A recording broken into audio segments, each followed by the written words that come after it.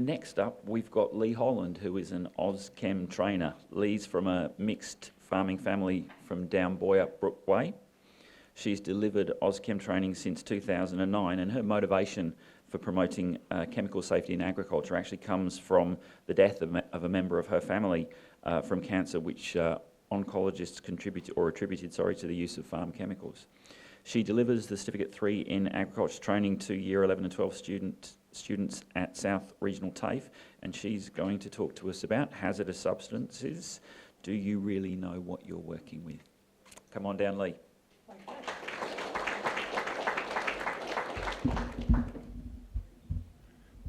Righto. I'll start by saying that technology is not my strong suit. Hopefully I can advance these slides as required. So yeah. I guess the thing is that we all know what our product might do for us out there when we're trying to kill our weeds or whatever, but do you actually know what it potentially can do to yourself? As I said, you know how it works in the paddock, but have you ever thought about what potential health impacts these products are having on you? I'm sure that your agronomist goes to a lot of trouble to tell you what result you might see out in the paddock, but has anybody ever really sat down and thought about what the impact to your health could be, even the worst case scenario? So, there's plenty of information out there, and it is freely available, that can help to keep you safe. But you need to know how to find it, and you need to know how to interpret it. And for a lot of people, it's purely double Dutch, and they just get overwhelmed. If you go and drag out a safety data sheet, you probably see all these really big words, and it might be 20 pages long, and you don't know where to start. The other place where we can find out information about the impacts that a product might have on our health is actually on our labels. So if you ever take the time to look at your labels, you'll actually see that they have standard warnings on them. But a lot of people have never actually realised that they differentiate between the LD50s, which is the lethal dose required to kill 50% of a batch of lab animals. And the different phrases on the labels do in fact indicate the level of acute toxicity. So acute toxicity is when you come in contact with a product and you know straight away that you've been impacted, you've got symptoms, and you're not feeling real good. There's another form of toxicity, which is chronic, and that's stuff that builds up over time, which you may not actually be aware of. So things like cancer, birth defects, impaired fertility, that happens over time. That's a chronic illness. So in a moment, we'll have a look at each of the different signal headings, which are the warnings that are on the labels. That just refers, as I've mentioned a moment ago, to the lethal dose of the pure active constituent required to kill 50% of a batch of lab animals in a single dose. It's measured in milligrams per kilogram of body weight, and 50 milligrams is 1/100th of a teaspoon. So given that these toxicity ratings are based on milligrams per kilogram of body weight, if you've ever been fat shamed, now's your time to shine, because you're going to have a better survival rate if something goes wrong than old skinny Minnie who's been strutting their stuff all day. So yeah. Okay, so anytime we see a label that has dangerous poison written on it, it doesn't matter what the active constituent is, it doesn't matter what the product's purpose is. It can be an insecticide, a fungicide, a herbicide, it really doesn't matter. Anything that carries the warning, dangerous poison, keep out of reach of children, read safety directions before opening or using, can kill if swallowed, do not put in drink bottles, keep locked up. Anything at all, the upper threshold for that warning to be on a label is 50 milligrams per kilogram of your body weight. Now, some products are also given a Schedule 7 rating if they have other characteristics which increase their hazard rating. So an example of that might be paraquat. So while it actually is a little bit over the 50 milligram per kilogram LD50, the fact that there's no known antidote for it if you take on board enough of the product, it's also attributed to Schedule 7. And bromoxynil has also recently been reclassified as a Schedule 7. And unfortunately, that's come about because it's been misused. So they've increased the rating on that. If you have a product with a Schedule 6 on it, the warning, the signal heading will just say poison, keep out of reach of children, read safety directions before opening or using. You've got a little bit more margin for error with these guys. Don't for 1 minute take things lightly, but you do have a bit more margin for error in that it's 50 to 500 milligrams per kilogram of body weight. Schedule 5, they're your products that have caution on them. So they come in with a 500 to 5,000 milligram per kilogram of body weight. I don't know whether any of you are old enough to remember the chap who was promoting Roundup back in the early days. Monsanto actually promoted that product as safe enough to put on your cornflakes. I actually witnessed the guy at the Wage and Woolorama in the early 1980s doing his standard party trick, which was to drink a shot glass of the product. I've spoken to other people who also saw him doing it in Katanning. How he got away with that at the time was because the toxicity level didn't bring on immediate acute toxic reactions.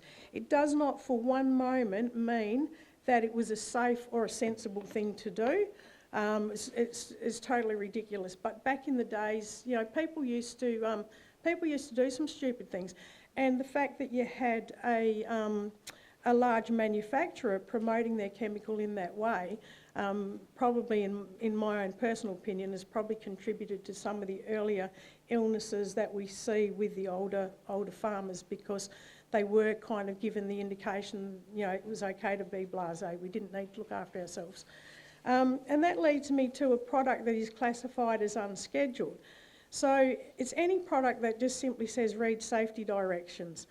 Basically, they're not considered to be highly toxic in as much as you're not going to keel over and cark it just because you managed to ingest a little bit of it.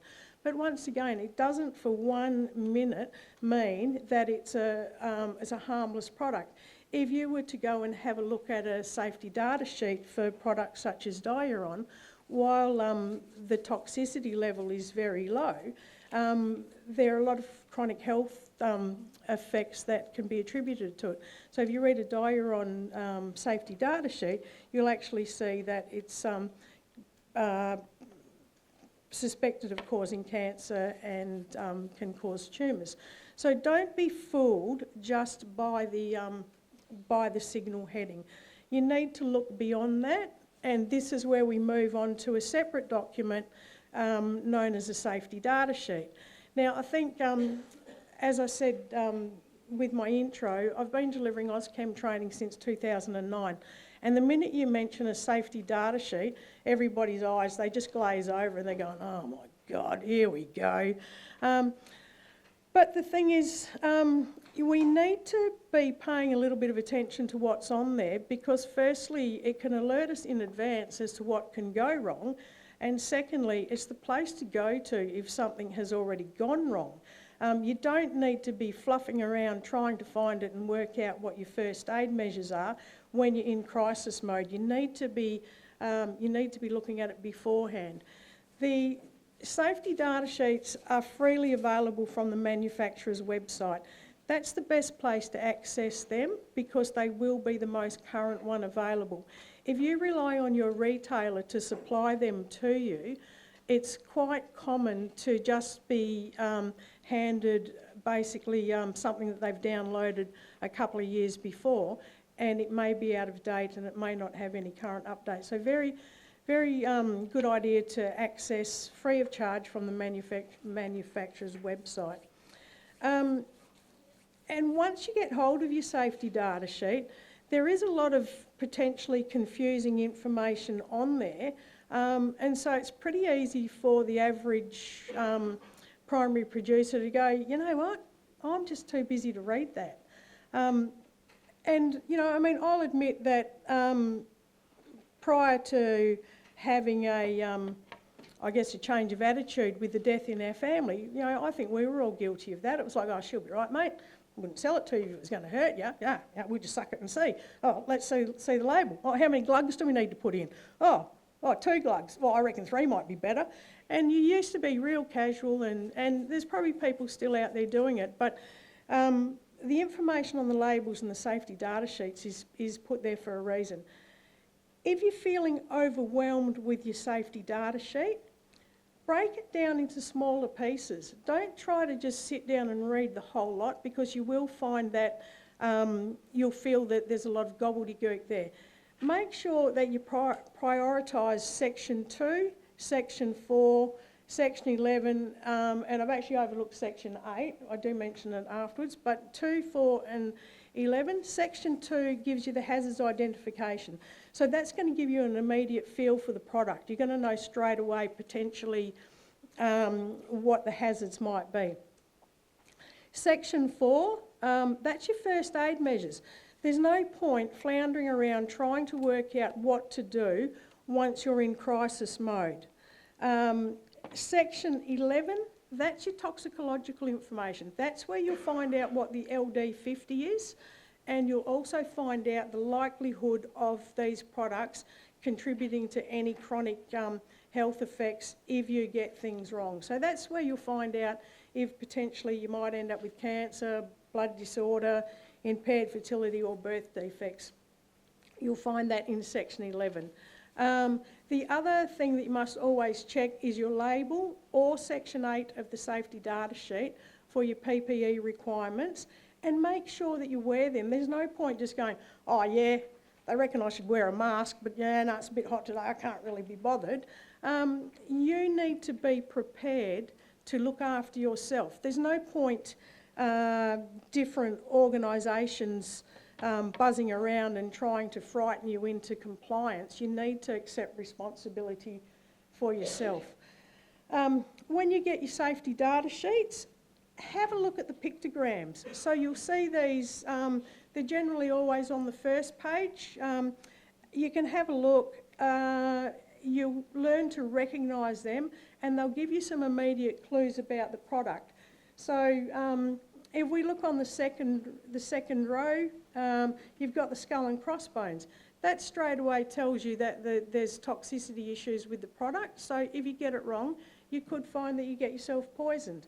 The one directly below, I like to call that the exploding chest, but that's certainly not its proper name. But that indicates that there's potential for chronic illnesses to arise from these products if you have continued repeated exposure. So that gives you the heads up that potentially the product might be carcinogenic, it might cause reproductive toxicity.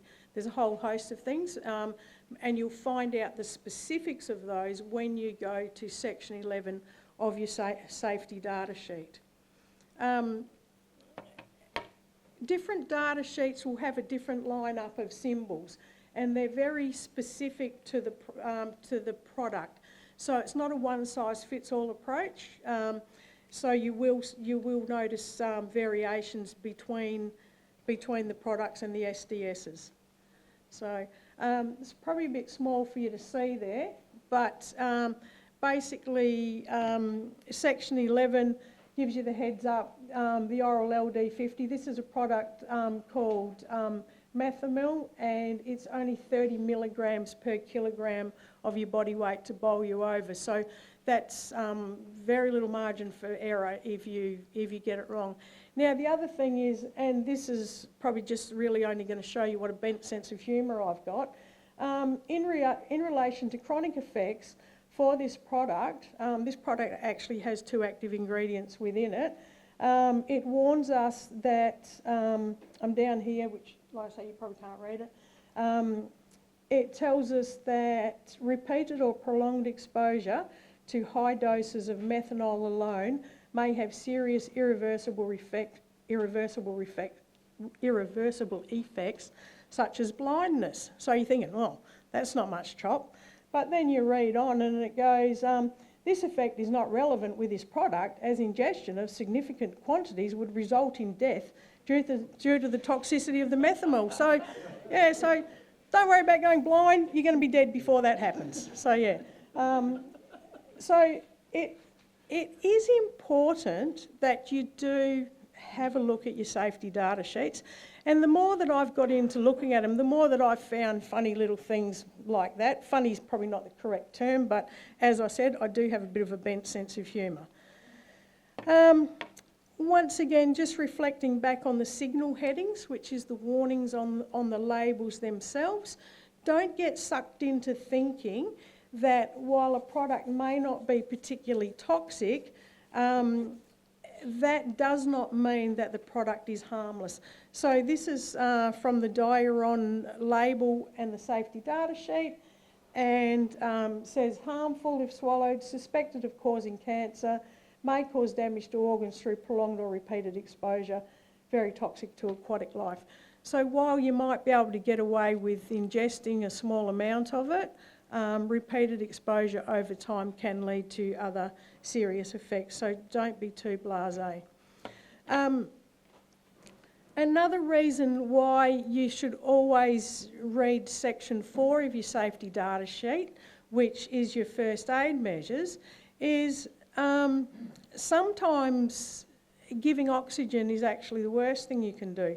So while I think most of us would think, oh, if somebody's struggling, once the ambo gets there and they whack the oxygen mask on, you'd be thinking, oh, you beauty, this is a good thing. This is from the Paraquat safety data sheet, and it actually says do not use supplemental oxygen. So that's important for the first aid attendants to know. And another reason why you should always have a printed out hard copy of a safety data sheet that you can give to any first responders. Because if you were to try to say to the ambulance officer, oh, don't put oxygen on, don't put oxygen on, they'd either think that you were in shock or you didn't like the casualty. So good to be able to hand it to them in paper. The other thing is, for this particular product, there's the potential for late onset corneal ulceration. So you might rinse your eyes out at the time, but it's recommended that you go and see an eye specialist afterwards. Now, if you haven't bothered to read your safety data sheet and your first aid measures, then you're not actually going to be aware of that. So please take the time to basically look after yourselves. Don't expect everybody else to do it for you. You know, we need to decide that we are worth looking after. There's no point us just relying on somebody coming around with a big stick and making us do it. So we need to accept responsibility for our own personal safety. And I mean, like, it's not that far-fetched to see people sitting around, you know, having a beer in silly places, as represented in that picture on the left. Probably not as prevalent as it once was, but we need to make smart decisions.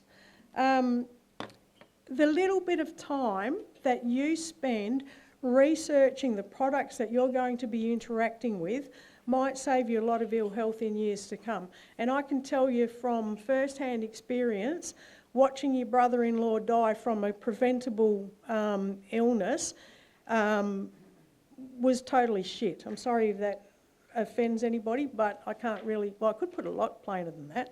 But yeah, so it is preventable, but you need to make the decisions to look after yourself. So please prioritise those parts of the safety data sheet and know what you're playing with. It's not just about how good a job it does in the paddock. You need to make sure that it's not doing a really good number on yourself. So that's me. Thank you very much, Liam. Before you run away, there is one question from just quickly. So if we acknowledge that safety data sheets are hard to read and understand, are there other ways to get critical information across to people in a more clear and easy way? And perhaps are there other sources of information that we might be able to use in managing hazardous chemicals? Well, that's a tricky one. I guess the main thing is we can all run around making random statements about what we think a chemical is going to do to us, but we need to be able to back that up with the data. We can't just go off making random claims about stuff. So unfortunately, the safety data sheet, I guess, is your starting point, but hopefully by breaking it down into those small pieces, it won't be so overwhelming. So, I mean, I'm not here to really peddle the AusChem thing, but if you do come along to training like that, I can give you a pretty good ear bashing on how to go about reading the stuff and interpreting it, but as far as alternative easy places to find it, I'm certainly not aware of any. Can anybody in the room enlighten us further on that? No, safety data sheets? Yeah, Poisons Information Centre, from my understanding, are very good if something goes wrong. They're amazing to contact and help you, especially if you might be waiting for an ambulance. They're really good at that. I don't know for sure whether they do provide what our person is asking in advance, but yeah, it might be worth considering. So, oh, hello. On the WorkSafe website, there's information available. There's a section about guidance with hazardous chemicals, and there's also a code of practice. Yeah. Free to download, which can help you to determine how you should manage hazardous chemicals in your workplace. Yeah, so I'm actually aware of those documents, and sorry if this is rude, but I don't actually think it simplifies it any more than what the safety data sheet does, and I'm sorry if that offends anybody.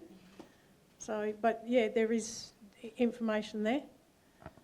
And just for the benefit of those online, that the answer from the floor was that there's plenty of information on the WorkSafe website which can provide some additional assistance in having a look at that. Cool, can I go? Thank you very much.